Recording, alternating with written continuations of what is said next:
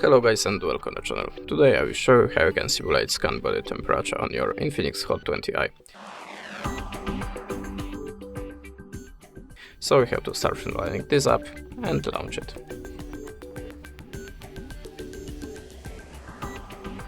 Now skip this window and wait a second to close the ad.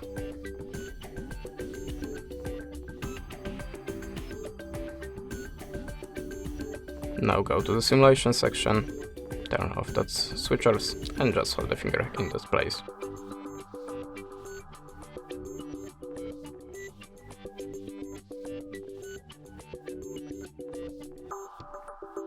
Now just close that again, and here you can see this is my result. If you want to save it, click on this button and choose save, and that's it. Thanks for watching, leave us a subscribe or a comment, and goodbye.